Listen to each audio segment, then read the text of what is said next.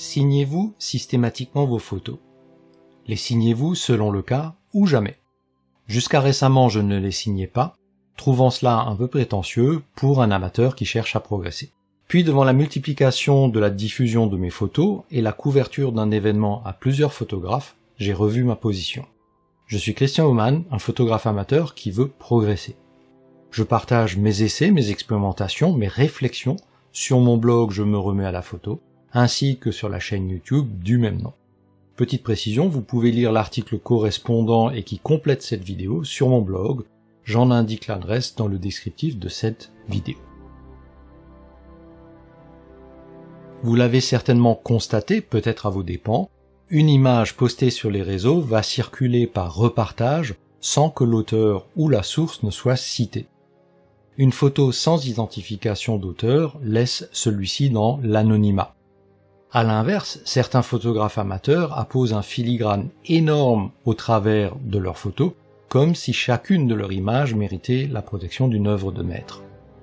Entre ces deux extrêmes, où situer sa propre position? La réponse dépend du contexte de diffusion, des objectifs du photographe et de l'image que l'on souhaite projeter. Voici quelques éléments pour trancher selon sa propre situation. Une signature sur une photo remplit d'abord une fonction d'attribution. Elle relie une image à un auteur identifiable, ce qui s'avère intéressant, voire crucial, dès qu'une photo circule hors de son contexte d'origine, hors du contrôle de son auteur.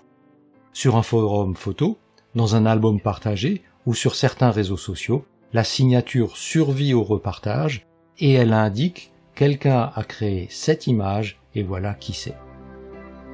Pour un photographe qui cherche à se faire connaître, c'est un mécanisme de visibilité passif et peu coûteux. Une photo impactante qui se propage avec le nom de son auteur peut générer des contacts, des demandes, voire des commandes. C'est une logique de marketing discret, sans démarche active. À l'inverse, une belle photo anonyme ne construit aucune réputation. La signature est particulièrement utile dans les cas de participation à des galeries associatives en ligne, à des expositions, lors d'envois à des magazines, ou tout simplement quand on commence à partager son travail au-delà de son cercle immédiat. Un point à connaître, en droit français comme dans la plupart des pays signataires de la Convention de Berne, le droit d'auteur naît automatiquement à la création de l'œuvre, et ceci sans formalité. Cela signifie qu'une photo est protégée dès sa prise de vue, qu'elle soit signée ou non. La signature ne crée donc pas de droit là où il n'en existerait pas, conditionnel, où il n'en existerait pas. En revanche, elle facilite la preuve. Une signature visible constitue un indice supplémentaire, qui est certes réfutable, mais néanmoins utile. Car en cas de litige, démontrer qu'on est bien l'auteur d'une image non signée est beaucoup plus laborieux. La signature signale également clairement aux utilisateurs que l'image a un auteur qui tient à être reconnu.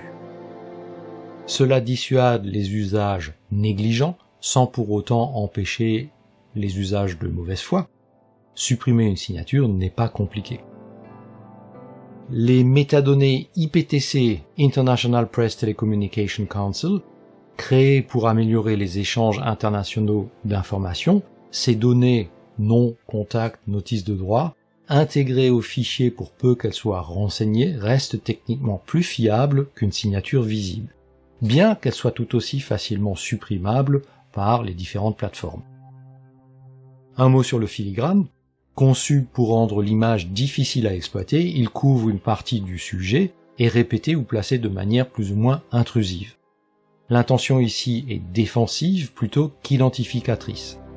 Le filigrane se justifie surtout dans les situations à risque réel, par exemple les photos de mariage ou d'événements partagés avant remise des fichiers définitifs au client, aux bénéficiaires, des images présentées sur un portfolio commercial, ceci pour éviter l'usage sans paiement, ou des photographies dans certains domaines où le vol est réputé courant, le sport, la presse ou la photo de stock. Dans ces cas, le filigrane est un outil professionnel, pas une marque de prétention.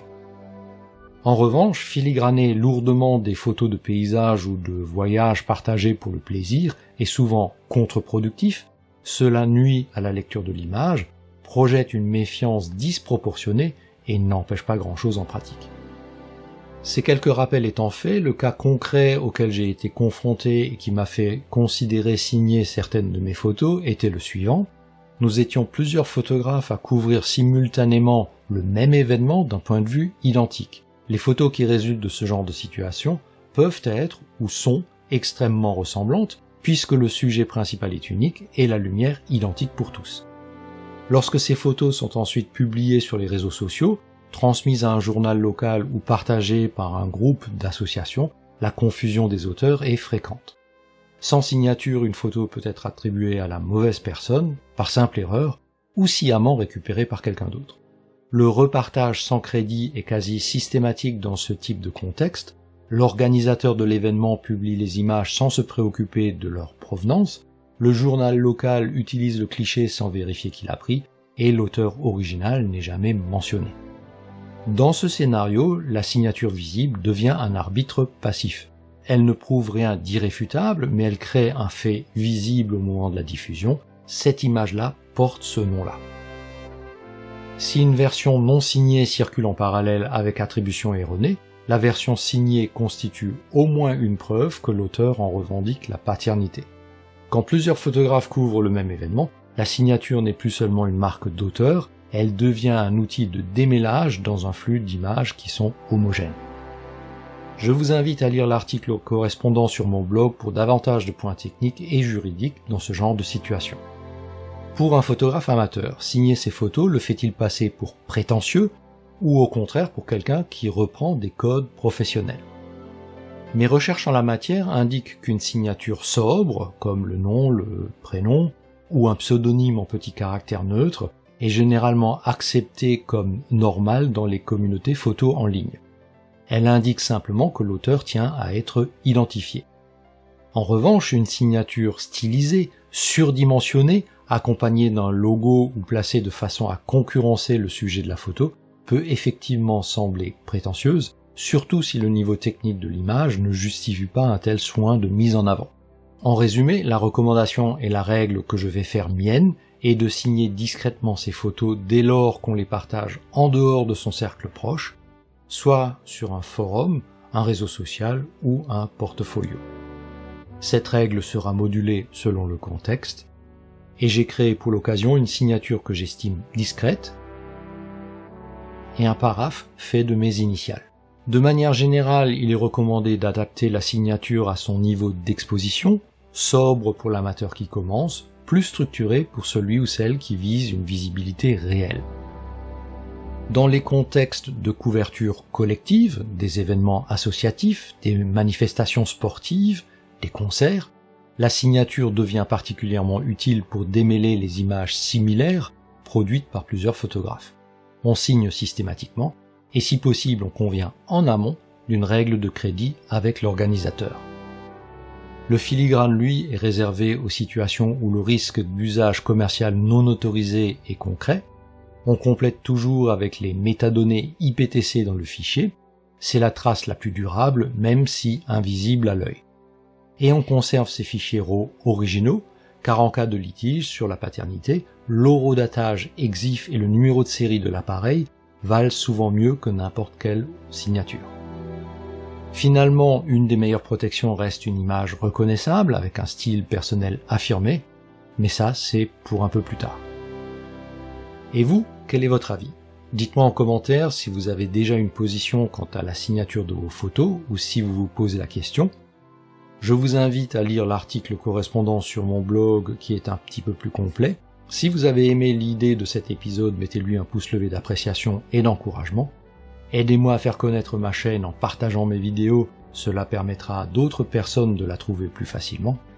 Abonnez-vous, c'est totalement gratuit, et activez la petite cloche de notification pour ne rater aucune de mes publications.